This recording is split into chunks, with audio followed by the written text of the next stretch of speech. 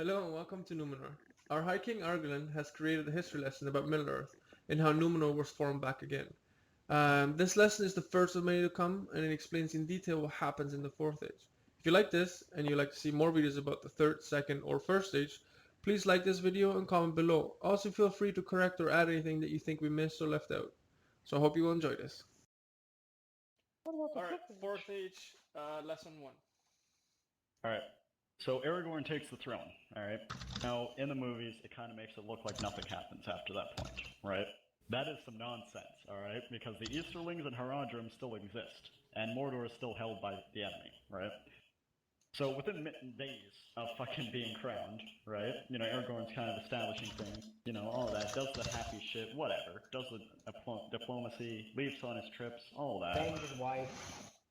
And then what happens, right? He gets home, and he assembles a massive army, okay? He has Bremen, he has hobbits, he has, you know, Gondorians, elves, Dalemen came down. Oh, it is probably worth mentioning. Dale was actually fighting the siege of Erebor while they were fighting the siege of Minas Tirith. Wait, Erebor was under siege? Yep. By who? There was a war in the north at the same time it was going in the south. Well, By the greatest people who ever lived. Who was sieging it, though? Easterlings and Orcs. Oh, okay, that's right. My bad, I forgot that the Easterlings were fighting. Wasn't like, there a game called The War in the North? Yeah, it's really shit though.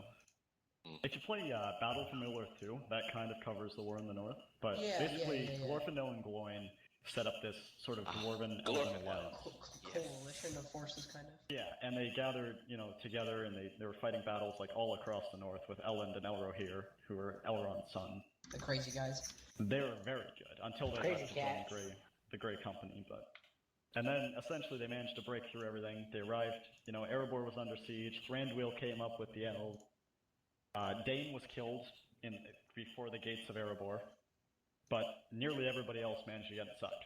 And so the Easterlings took Dale, but they couldn't get into Erebor, and that's where most of the Dale people had fled to. Yeah. So they tried to break in 12 times, and then they couldn't, and then the elves came up from behind with dwarves of the Blue Mountains, took them in the flank, and won the battle. It's like Erebor was just crazily defended. What's the point of freaking besieging the Lonely Mountain? To take it? I know, but like it's kind of rich. impossible because it's just a solid gate in the front. They would have taken it took if it. they hadn't been attacked from behind. A city can only last so long with a lot of people and very little food. They were starving to death. And how many places could they escape from the mountain? Exactly. 2, I think. Yeah. Ooh, 2! Yeah, If it's only 2. And they're all at the fucking front, aren't they? Army And would not... it's actually 1 because the other one's been destroyed. Oh. By the dragon, I remember. They could have dug out, but they didn't. Yeah, you Anyways, could've. back to the shit that matters. So Aragorn comes home and he gathers this massive army.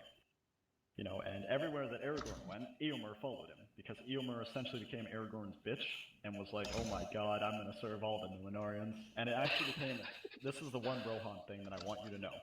It became a custom for Rohan kings to send their sons to squire for the king of Gondor. So Eomer's son, right, squired for Aragorn. To teach them sort of like nobility and command, and you know. This is what a real man looks like. He is basically a god, you know? So what happens is, Aragorn has this little army of his, right? He marches across the river, right? You know, he storms in through the broken Black Gate, wipes everything out in Mordor, plants his flag, and says it's now part of Gondor, right? He then frees the slaves of Nirnen, right? And he pronounces them somewhat of a land. He puts one of them in charge. I forget how he picked it, but he placed one of them in charge and said, okay, you're now Lord of Nirnen under me. Name's under in the hat. Probably. Everyone put your name in here. I think it was, how did he do it? I think it was one of the ones that led a revolt when he arrived or something like that. Yeah, the slaves revolted and he gave the slave revolt leader the area. And so, being fresh from his victories in Mordor, you'd kind of expect him to go home for a little rest and relaxation, right? Except Aragorn ain't no bitch. So he continued his conquest into Herod. Alright? He proceeded to wipe out the Haradrim, essentially, brought them to their knees, declared them part of Gondor as well, marched up, took Umbar, declared that part of Gondor, right?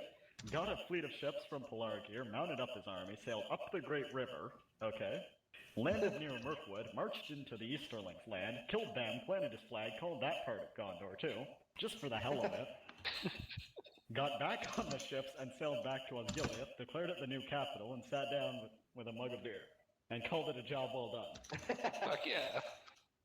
There were lands beyond those, but they learned their lesson really fucking quick.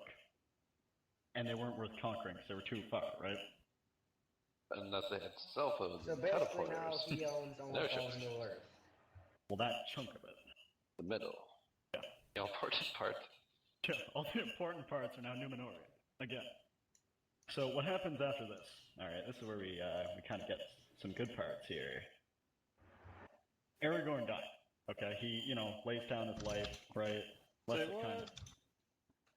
Well, he starts getting old, right? Ruling his kingdom.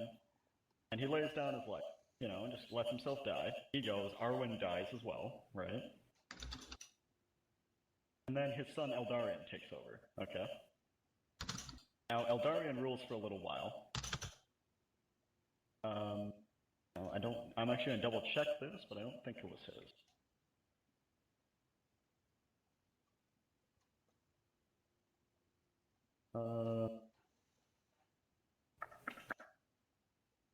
No, it wasn't Eldarion. What's the other one called? It was the one after him. Let's see.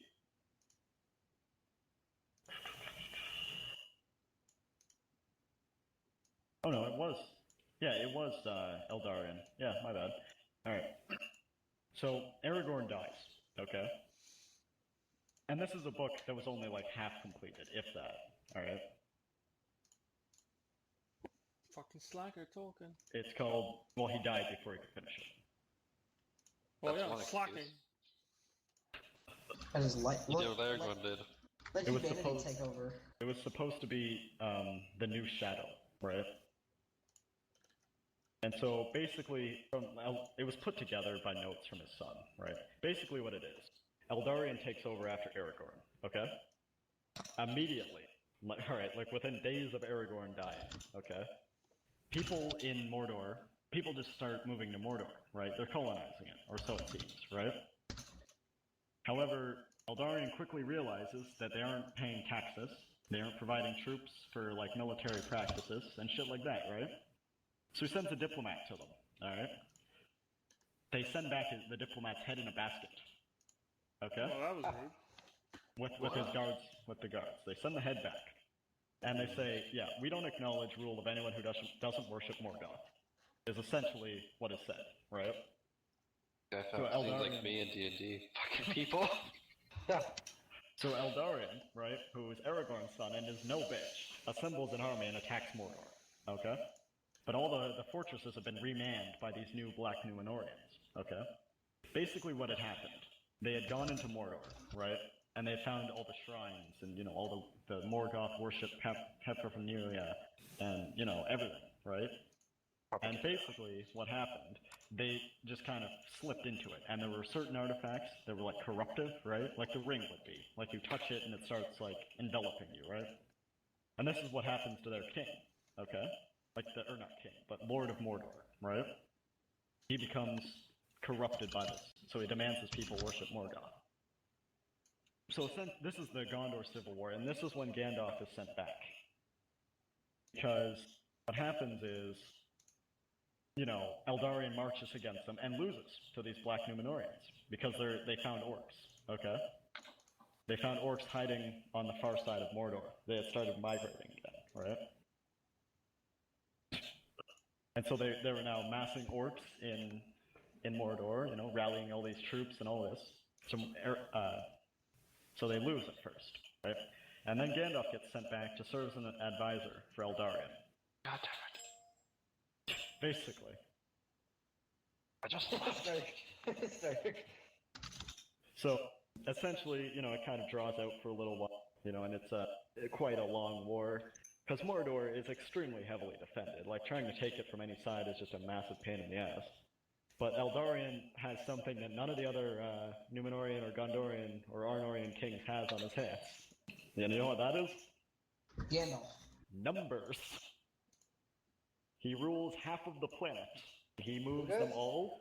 He surrounds Mordor, right, with Easterlings, Haradrim, Gondorians, Arnorians, Elves, Numenorians, you know, and literally everything, right? And he surrounds it. Oh, shit, I forgot to mention. Very end of Aragorn's reign, elves started migrating to his land and living there. Oh, Jesus. Because by rights, he's now the king of the elves. That is true. Because Arwen claims descent from Arundel, right? Father of who was Elrond's father, who is descendant from the line of the Elven Kings. So the elves were moving there because all their kings decided they didn't want to live in this world anymore and sailed over the ocean, except for Thranduil, because he's a bitch. Nobody likes Thranduil, because he's a fucking wood elf. So Eldarion basically inherited a Gondorian, an Arnorian, and an Elven army. And then, you know, add to that Easterlings and Haradrim, and he surrounded Mordor, right?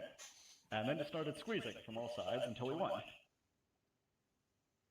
And then had these black Numenorians quickly learn why they're not in charge of anything. And there you go. Line them all up and start executing them. Most sweet game. So there was no Something I fifth would do. age. Nope. Hell, 'cause There would have been if whatchamacallit, if Yeah. Tolkien would have lived If a he lot had longer. survived, it would have been written. We're like very brief notes on it, but he never finished the Fourth Age because that was going to be the new Shadow. What was going to be the new Shadow? That was the Fourth Age. Was going to be Oh, the Civil War, the Numenorian Civil War. So basically, Aragorn proved that he was a true Numenorian. Yeah, he was. what were the hints of the Fifth Age? Like, what was going to happen in that? It was just like random notes, essentially. But, like, what kind of random notes though was There there? was some like he had briefly toyed with the idea of letting Morgoth out and having him make like a reappearance, Ah, but that was then crossed out. So that was pretty much it. Really was. well, I did 3 ages and part of the 4th. I'm fucking dead. Die. I remember that A one lot night of when the I was books playing were done through by it. his son. Like they were put together because he did the notes, right? Like he had all the info. It just wasn't actually put like in book form. So his son just kind of compiled the notes. Just the ramblings of an old man.